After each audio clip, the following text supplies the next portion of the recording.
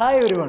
നമുക്കെല്ലാവർക്കും അറിയാം ഈ മൾട്ടിനാഷണൽ കമ്പനീസിൻ്റെ ഒക്കെ ആനുവൽ പ്രോഫിറ്റ് നോക്കിക്കഴിഞ്ഞാൽ അവരുടെ എൻറ്റയർ ക്യാപിറ്റലിൻ്റെ ഓൾമോസ്റ്റ് 20-30% റിട്ടേൺ ഒക്കെയാണ് അവർ മാക്സിമം ജനറേറ്റ് ചെയ്യുന്നുള്ളൂ.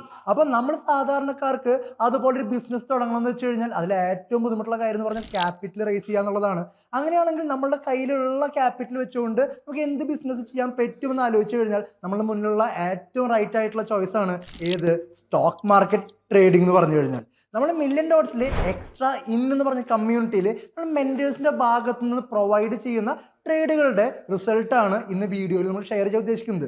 അതിൽ മന്ത് ബേസിൽ നമ്മൾ നോക്കുകയാണെങ്കിൽ ഓൾമോസ്റ്റ് 9% അടുത്താണ് നമ്മൾ റിട്ടേൺ ജനറേറ്റ് ചെയ്യാൻ സാധിച്ചേക്കുന്നത്. അപ്പോൾ മന്ത്ലി 9% എന്ന് പറഞ്ഞു കഴിഞ്ഞാൽ നിങ്ങളുടെ കയ്യിൽ ക്യാപിറ്റൽ 1 lakh rupees ആണെന്ന് വിചാരിക്കുക. അങ്ങനെയാണെന്നുണ്ടെങ്കിൽ 1 lakhന്റെ 9% എത്രയാണ്?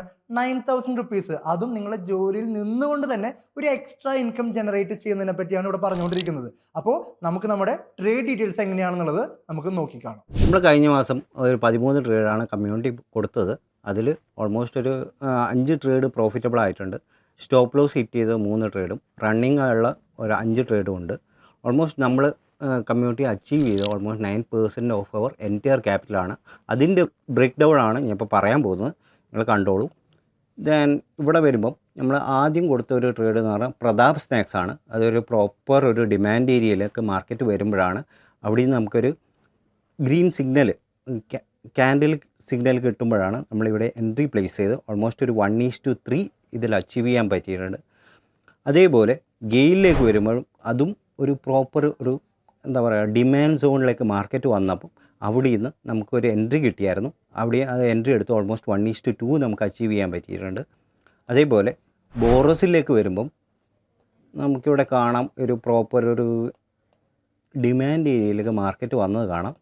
ഈ ഒരു ഏരിയയിൽ നിന്നാണ് നമ്മൾ എൻട്രി പുഷ് ചെയ്ത് ഓൾമോസ്റ്റ് 1:3 നമുക്ക് അച്ചീവ് ചെയ്യാൻ പറ്റി. ഈ ഒരു ട്രേഡിൽ തന്നെ ഓൾമോസ്റ്റ് നമ്മുടെ റിട്ടേൺ ഓൺ ഇൻവെസ്റ്റ്മെൻറ്റ് 21% ഇതിൽ അച്ചീവ് ചെയ്യാൻ പറ്റിയിട്ടുണ്ട്. ദെൻ അടുത്തതെന്ന് പറഞ്ഞാൽ GSS ഇൻഫോടെക് ആണ്. ഇതിലും നോക്കുമ്പോൾ ഓൾമോസ്റ്റ് നമുക്കൊരു ഡിമാൻഡ് സോണിലാണ് മാർക്കറ്റ് വന്ന് നിൽക്കുന്നത്. അവിടെ നിന്നാണ് നമ്മൾ എൻട്രി പുഷ് ചെയ്തത്. ഓൾമോസ്റ്റ് റണ്ണിങ്ങിലാണ്, സ്റ്റിൽ റണ്ണിങ് ആണ്. എക്സ്പെക്റ്റ് ചെയ്യുന്നത് 1:5 ആണ് ഈ ഒരു ട്രേഡിൽ തന്നെ. അതേപോലെ NTPസിൽ വരുമ്പം ഇവിടെ നമ്മൾ നോക്കിയത് പ്രോപ്പർ ഒരു സപ്ലൈ സോണിൽ മാർക്കറ്റ് ബ്രേക്ക് ചെയ്ത് മുകളിലേക്ക് പോകുമ്പോഴാണ് നമ്മളൊരു എൻട്രി പുഷ് ചെയ്ത് അത് ഓൾമോസ്റ്റ് സെക്കൻഡ് ഡേ തന്നെ അത് സ്റ്റോപ്പ് ലോസ് അടിക്കുകയാണ് ചെയ്തത്. ഓൾമോസ്റ്റ് ഒരു 4th ജൂണിൻ്റെ നിങ്ങൾക്ക് അറിയാമായിരിക്കും, 4th ജൂണിൽ മാർക്കറ്റ് നല്ല ക്രാഷ് ആയിരുന്നു. അന്നത്തെ ദിവസം സ്റ്റോപ്പ് ലോസ് അടിക്കുകയാണ് ചെയ്തത്. അതേപോലെ ഗെയിലിലേക്ക് വരാം. ഗെയിൽ നോക്കുവാണ് ഓൾമോസ്റ്റ് നമ്മൾ അതേ ഒരു പാറ്റേണിലാണ് എൻട്രി കൊടുത്തത്. സെയിം ആ ഒരു ലെവലിൽ സപ്ലൈ ബ്രേക്ക് ചെയ്ത് മാർക്കറ്റ് മേലോട്ട് കയറുമ്പോഴാണ് ഇവിടെയാണ് നമ്മൾ എൻട്രി കൊടുത്തത്. അത് SLDക്കാണ് ചെയ്തത്. പിന്നെ ബാങ്ക് ഓഫ് ബറോഡയാണ്. ഇത് ഓൾമോസ്റ്റ് ഒരു സപ്ലൈ സോൺ ബ്രേക്ക് ചെയ്ത് മാർക്കറ്റ് മേഖലയിലേക്ക് പോകുമ്പോഴാണ് ഇവിടെ ഒരു എൻട്രി പുഷ് ചെയ്ത് അതേപോലെ സ്റ്റോപ്പ് ലോസ് അടിക്കുമായിരുന്നു ചെയ്തത് ഇതിലും.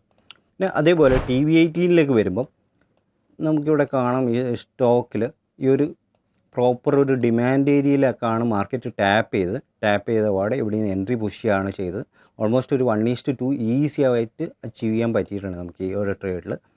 അതേപോലെ വേറൊരു ട്രേഡാണ് HCL ടെക്നോളജി. HCL ടെക്നോളജിയിൽ വയ്ക്കുമ്പോൾ നമ്മൾ വേറൊരു സ്ട്രാറ്റജിയാണ് യൂസ് ചെയ്തത്. ഓൾമോസ്റ്റ് ഒരു 20 MA ആ ഒരു സ്ട്രാറ്റജിയാണ്. നമുക്കിവിടെ എൻട്രി പുഷ് ചെയ്യാൻ പറ്റിയിട്ടുണ്ട്. ഓൾറെഡി റണ്ണിങ് ആണ്, ക്ലോസ് ചെയ്യാൻ പറ്റിയില്ല. ഓൾമോസ്റ്റ് 1633 വരെ നമ്മൾ ടാർഗറ്റ് വെച്ചിട്ടുണ്ട്. നമ്മുടെ 1:1 ആണ് ഉദ്ദേശിക്കുന്നത്. അതേപോലെ കർണാടകയിലേക്ക് വരുമ്പോൾ കർണാടക ബാങ്കിലും ഓൾമോസ്റ്റ് ആ ഒരു 20 EMI സെറ്റപ്പിലാണ് നമ്മൾ എടുത്തത്. ഇവിടെ നിന്ന് നമ്മൾ എൻട്രി പുഷ് ചെയ്യും, ഒരു ഏരിയയെ എൻട്രി പുഷ് ചെയ്തിട്ടുണ്ട്.